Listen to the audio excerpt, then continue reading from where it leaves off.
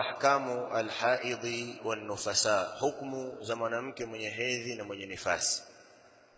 Hedhi na mwenye nifasi, kitabu kizuri kidogo lakini kizuri, pamoja kinahitajia mtu wa makini katika kusoma kuhusu damu za kina mama za kimaumbile. Ni risala ya Sheikh Ibn Uthaymeen, ad-dima'u at-tabi'iyya lin-nisa, damu za kina mama za maumbile. Ametaja damu ya hedhi, nifasi na istihadha.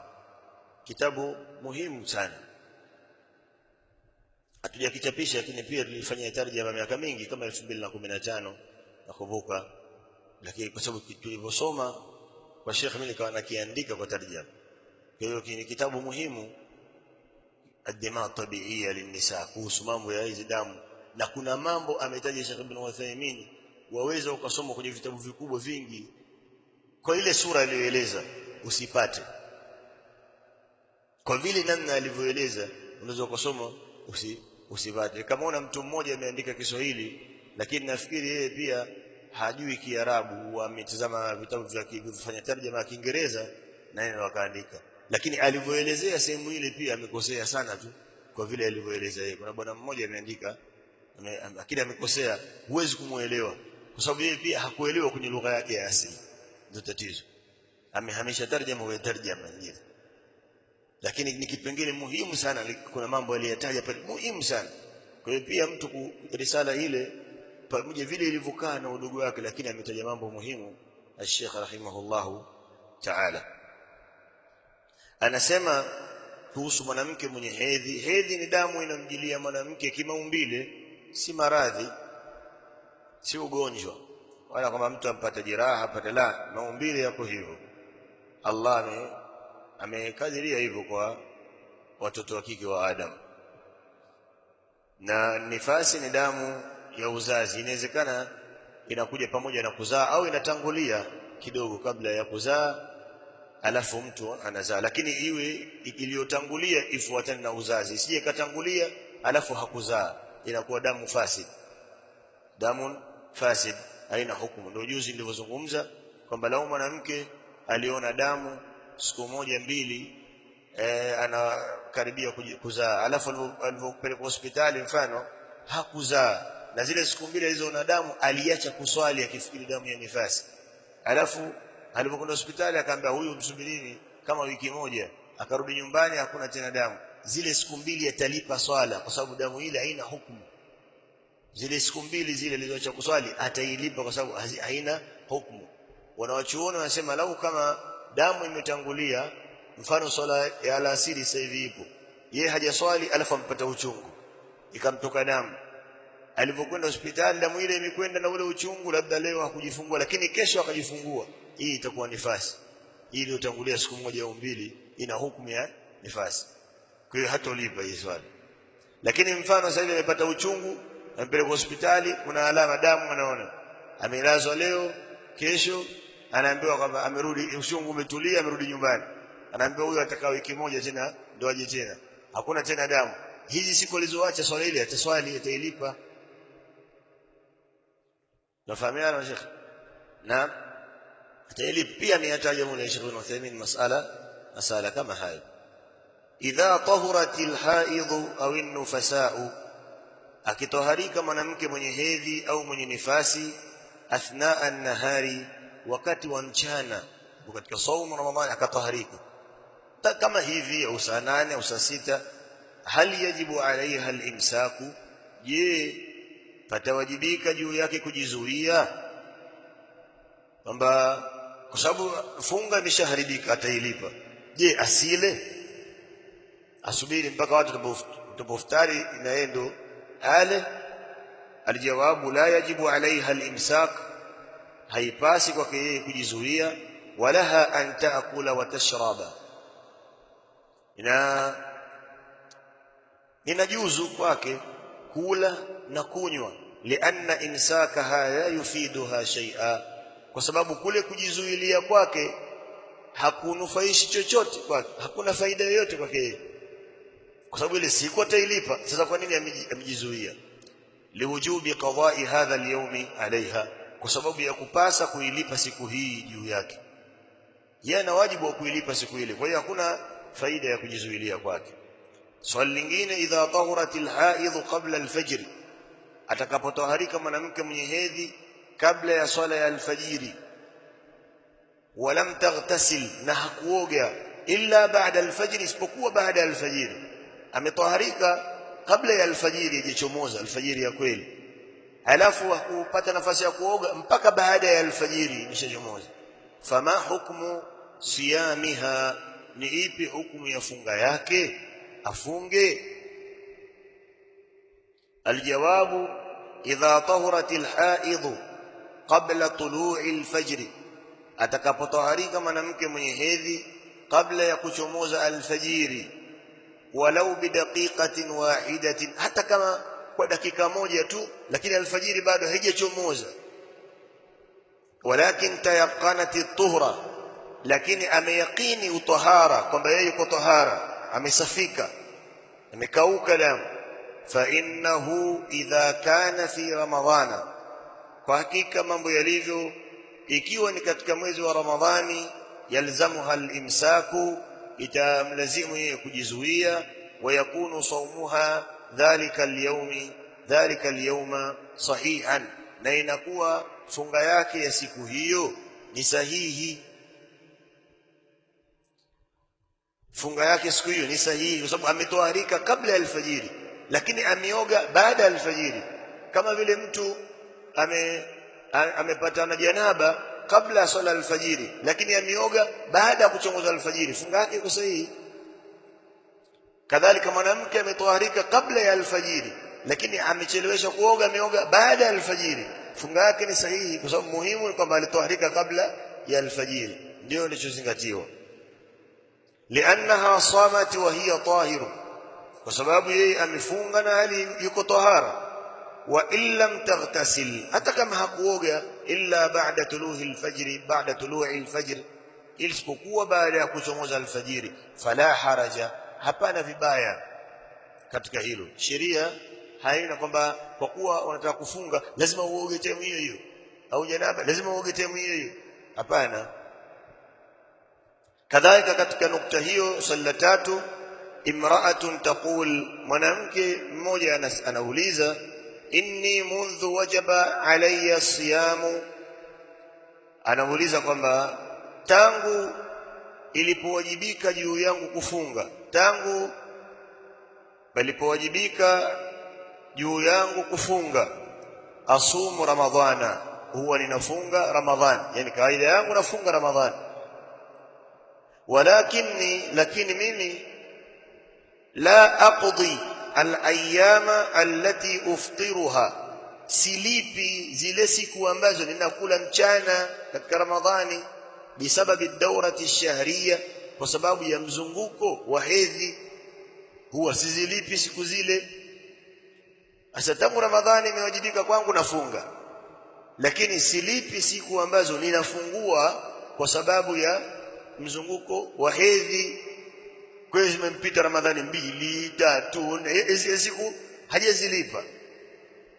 Walijahli biadadi al-ayami, na kwa sababu ya kutojua kwangu idadi ya zile siku allati aftartuha, ambazo nimekula mchana. Sawa, na kwa sababu ya kule kutojua kwangu siku ambazo nimekula mchana, maana ni siku nyingi, sikumbuki kwamba ni ngapi. Hivi mwanamke anaweza kupita Ramadhani moja tu akatatizika kwamba siku aliacha ngapi. Sasa yeye ameacha masiku mengi tu, Ramadhani nyingi zinapita, zile siku hazilipi. Na alipo kundi la wanawake wa namna hiyo, hawazilipi na Ramadhani 3 wala wako hivyo. Anasema fa inni atlubu irshadi, ninaomba muongozo, ila ma yajibu alayya fi'luhu al'ana, nifanye nini hivi sasa? Mimi ninaomba muongozo, je nifanye nini hivi sasa? Kama vile mtu swala ameacha kuswali lakini hazikumbuki adhuhuri ngapi, alasiri ngapi. Kuna baadhi ya watu wanasema kwamba Ijumaa ya mwisho ya Ramadhani kuna rakaa 4 unaziswali baada ya Ijumaa, kwa kutia nia ya kufidia swala zote zilizotangulia. Mimi pia niliswali hiyo miaka hiyo, lakini sijaiona hapo mpaka leo iko wapi. Basi tuliswali kwa sababu ya ndo tulivyokuwa tuishi, lakini si kweli. Hakuna wanachuoni wakiulizwa hawajibu hivyo. Mwingine anasema ukiswali dhuhuri simama uswali dhuhuri, na alasiri hivyo hivyo, utaswali ngapi? Wanazungumza wanachuoni mtu kufanya tauba kwa Allah na kukithirisha swala za sunna, lakini wazungumzi kama unakumbuka umedhibiti idadi ya swala. Wapo wanachuoni wanaeleza wamewahi kurudia swala za mwezi mzima, sababu mtu kumbe alikuwa na janaba hakujua.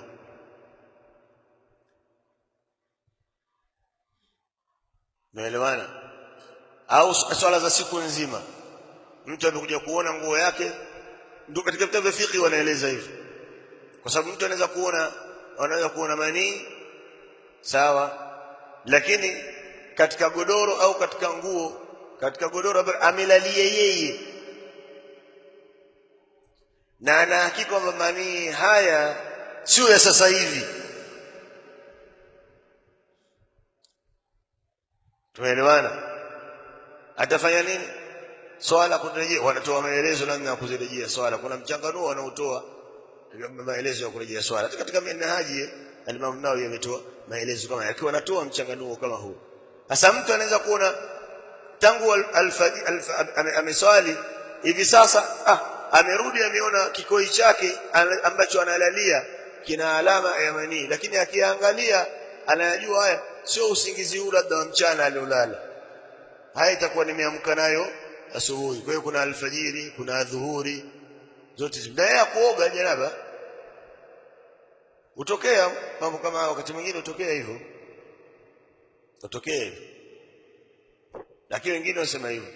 Kuna swala hiyo wanaiswali watu misikitini na kuna sura zake za kusoma, na nyinyi bila shaka hata watu mliotangulia umri mnajua mambo haya, nikisema hivyo mnafahamu. Lakini zikazungumza watu wengine wakaona ajabu kwamba kweli inawezekana hivi. Inawezekana. Hata baadhi ya sehemu nyingine, sisi tulikwenda Burundi kwenye da'wa, wanashangaa tukieleza kwamba kuna misikiti, kuna makaburi mbele. Wao wanashangaa kwamba kuna msikiti na kaburi mbele, yani hakuna, kwa sababu kwao. Yaani wao kuambia wao wanakushangaa kwamba inawezekana msikiti afu na kaburi mbele. Sasa ukitembea kuna baadhi ya miji ukienda inawezekana isiokuwa na makaburi ni michache sana. Kama ukienda baadhi ya visiwa kule Lamu, baadhi ya visiwa inawezekana kila msikiti uko hivyo.